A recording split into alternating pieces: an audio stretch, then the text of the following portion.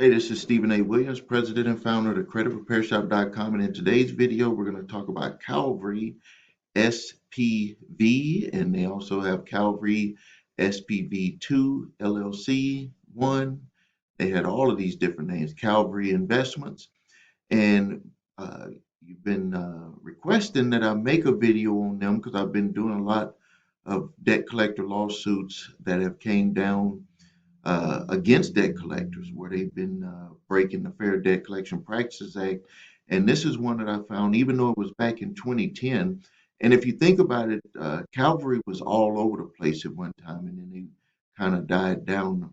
Uh, I think that they're still out there, but to be upfront with you, I haven't received anything from Calvary for any of my customers lately, but I'm pretty sure that they're still out there. They probably just changed to, and I think they are Calvary 3 LLC instead SPV 3, and I think I have seen that. So back in 2010, the Attorney General for this was, I think it was West Virginia, uh, they stated that Calvary debt buyers, Calvary, that they were actually operating in collecting debts without a license or surety bond, which is required in West Virginia Collection Agency Act. Here it is right here, yeah, West Virginia.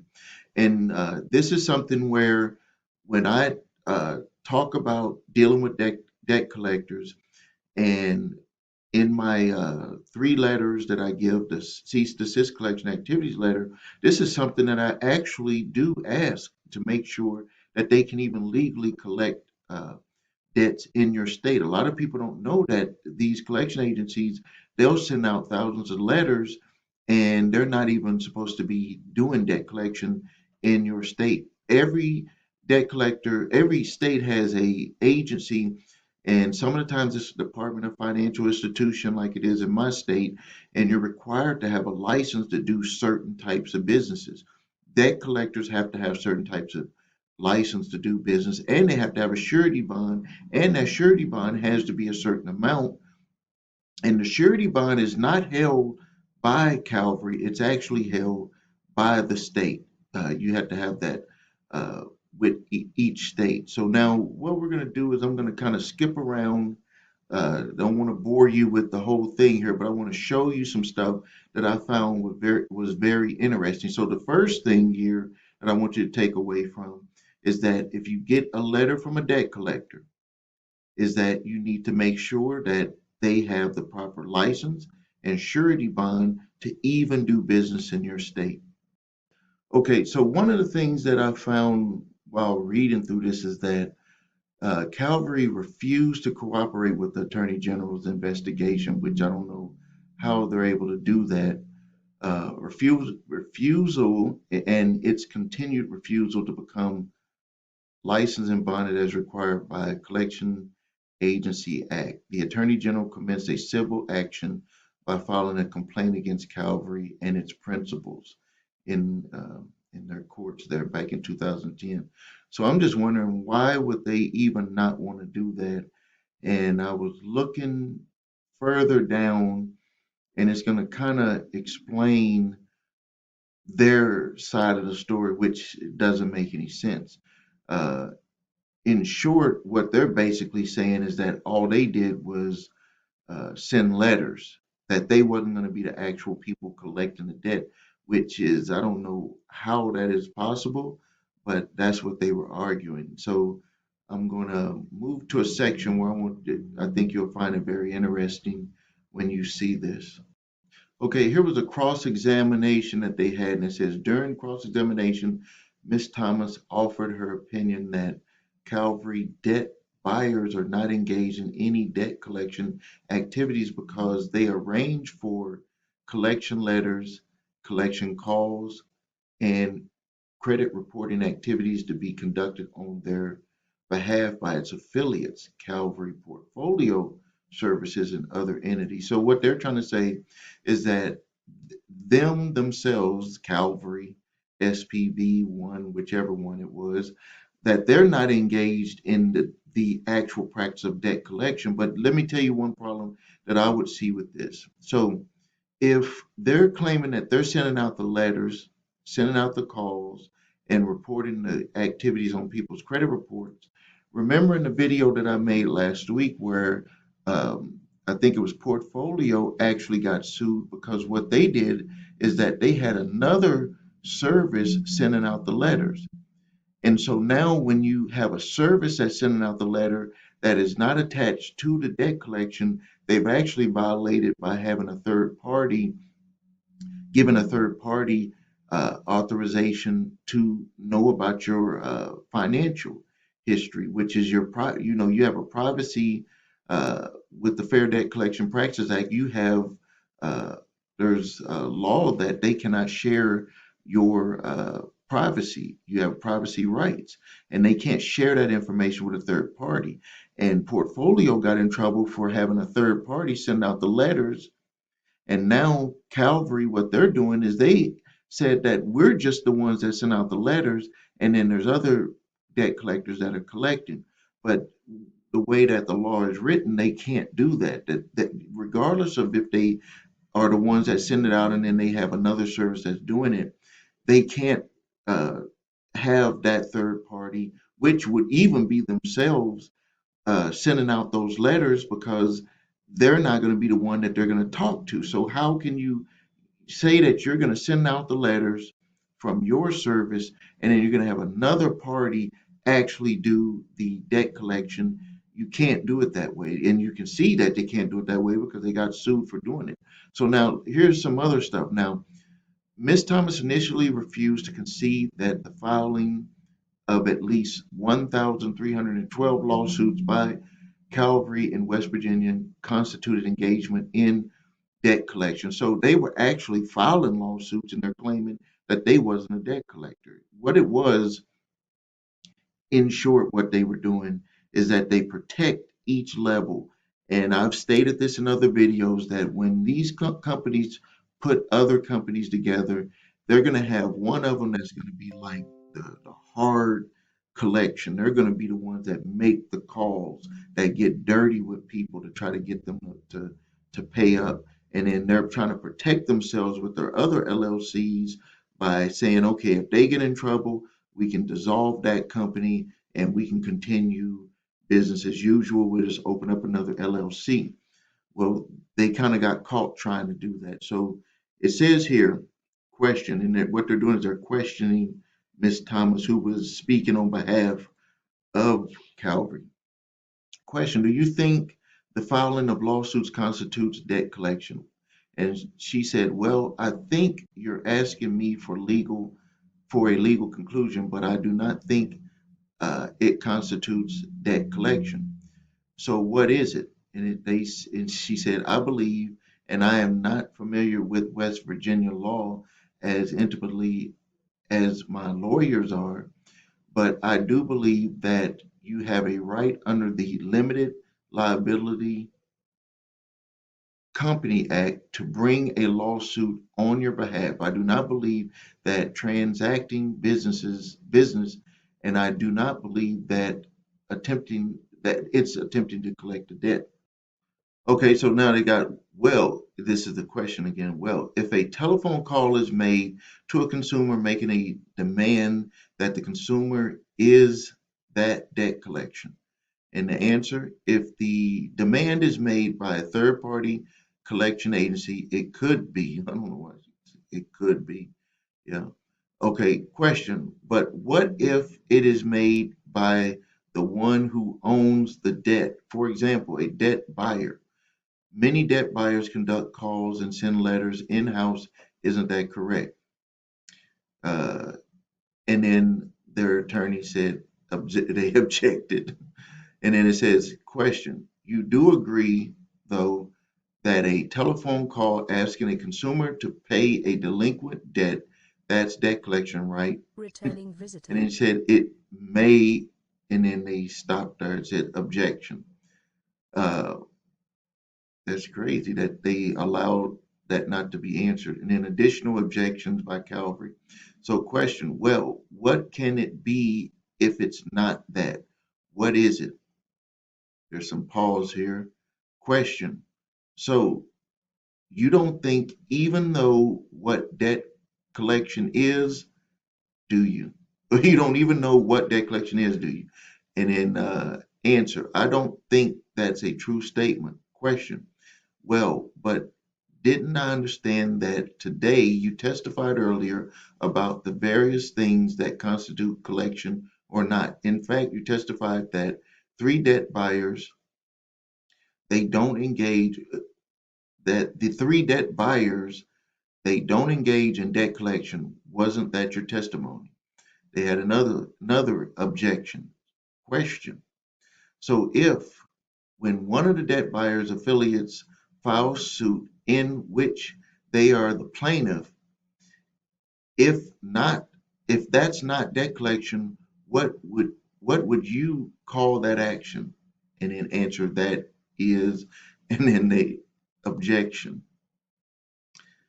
Okay, so now it says witness, Ms. Thomas may believe, and again, I'm not familiar with West Virginia law, but my belief is under the Limited Liability Company Act that brings a lawsuit in your name, it is not transacting business within the state, and it is not debt collection. I don't, they're crazy with that. Question, Ms. Thomas. When a lawsuit is filed in West Virginia on behalf of one of the three Calvary debt buyers, what is the goal of that legal action? Answer. The goal would presumably be for the consumer to enter into some sort of payment arrangement and payment be made. Question. And if no voluntary arrangement or agreement can be reached, then what would that goal of the then what would be the goal of the lawsuit? Question. Ultimately, it would be to collect the money. How you get there, I'm sure you're aware, could be variety of ways. It depends if the consumer appears in the court in the action or not. Question. And if the consumer fails to appear in the action, what would likely happen? A default question answer, a default judgment will likely be entered. Again, I am not familiar with the practice in West Virginia, but I do believe that would be the next step.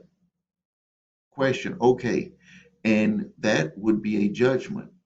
If it was a default, it would be a judgment for the amount that Calvary debt buyer sued for plus court costs. Is that correct? And answer, I am not aware. Can you believe that that's the answer that they gave? Uh, okay, question. Okay, but at a minimum, the goal would be to obtain a judgment for the amount that was alleged to be owed in the complaint. Yes. Question. Once that judgment is obtained, what would be the next step by the plaintiff in that suit? And the answer, to collect the judgment. So what ended up happening when the whole thing finished up is that Calvary did lose the lawsuit. There was an injunction issued, and they had to stop doing any collection in the state of West Virginia. I don't know if they went and kind of fixed that or resolved that, but I think that they had to stop, and they probably would not be able to do any business in West Virginia after that. Reading over this, it did give me some ideas on looking at even more uh, things that debt collectors may not be compliant on. Learning here that West Virginia had their own debt collection statute, which most states have their statute for the debt collections. That number one, you have to be licensed, you have to be bonded. I see that with all the states, but they actually have their own statute on what a debt collector can and can't do, uh, information that they can and cannot share with other individuals, which was it's covered in the Fair uh, Debt Collection Practices Act, but this is actually another standard that would be able to be brought from the state. So it could be added protection that individuals could have. And again, usually dealing with this stuff, it could be very slight technicalities that can make it to where you're able to win in these court actions. So, No to turning visitor. to summarize what we've learned in this one here, this was a very good one, is that debt collectors, if you receive a debt collection letter, which I'm giving you this in my 3-pack, but if you don't want to get my 3-pack of letters, you just want to do this on your own, is that the first thing you need to do is make sure that the debt collector is licensed and bonded to do business in your state. Uh, and then the next step is just you're going to have to look at the letter to see if they violated anything. The first thing that one of the other things, not the first thing, one of the other things that you should know is that a debt collector cannot make the call without sending you the letter first. Some people don't know that, but they cannot call you first. They have to send you that letter in writing, notifying you that they're trying to attempt to collect the debt from you. And then they can start calling you. Other thing, they cannot have an outside service send you letters. They have to send that letter from within their company. And this is what got them in trouble is that they were saying that the debt buyer sent the letter and then they were going to have one of their other companies, one of their other companies do the collection or another company do the collection. So you can see how they got caught with what they were doing there. And then the other thing that you should do is you should always check to see if the debt is past the legal statute of limitations to even be collected. This is something that I see a lot. A lot of these companies are buying debt that is past the legal statute of limitations to even be able to collect. You can go to my website, thecreditrepairshop.com, go to the bottom of my page, go to the blog, type in statute of limitations, and you'll see statute of limitations for regular contract. Like a automobile loan or a loan, a regular loan. And then you'll see in column one is those regular loans. Column four is credit card type debts where revolving accounts. Statute of limitations sometimes is shorter on the revolving accounts. And Calvary, what they specialized in was buying debt that was past, I mean, not past legal statute of limitation. They bought some, but they specialize in buying old credit card debt. So if you need help with your credit, please visit us at thecreditrepairshop.com. Watch the video, what makes us different. That shows you the way that we repair credit. Next thing is if you need your credit reports and scores, because you're going to need to know when the original charge-off date was before you can know which letter you want to send. Because if it's past the legal statute of limitations, that's the date of the charge-off, and it's past the legal statute of limitation to collect, not the date that the debt collector got the debt. I'm talking about the original charge-off date of the debt. That's when the clock starts to tick for the statute of limitation. If it's past that date, you don't even have to deal with the amount. You don't have to do any debt validation, none of that. All you have to do is notify them that the debt is past the legal statute of limitations to collect, and you'll be done and over with. You need to send that certified mail also. The next, if it's not past the legal statute of limitations to collect, then you need to send them the cease and desist collection activities letter, which inside of my cease and desist collection activities letter makes them tell you if the debt is legal for them to be able to collect and if they have the appropriate information to collect the debt in your state. So so keep Returning visitor. so keep in mind that some of the times with debt collectors, it's going to be a fight. You're going to have some back and forth. They're going to try to send just like a final statement or something that you had with your previous original creditor, but you're going to have to go back and forth. And you can use all of these different strategies that I go over with you in asking them different questions, and they don't want to get involved in that. They just want to stay focused on the debt that you owe. And not to say that you would never have to pay a debt collection, because I'm not the one that's going to say that, but you want to make them prove everything before you go into that route. It's just the wise thing to do. So, all right, thank you for your time. This is Stephen A. Williams, President and founder of the CreditRepairShop.com. Please like this video. Please hit the notification bell so you can get notified of new videos that are coming out.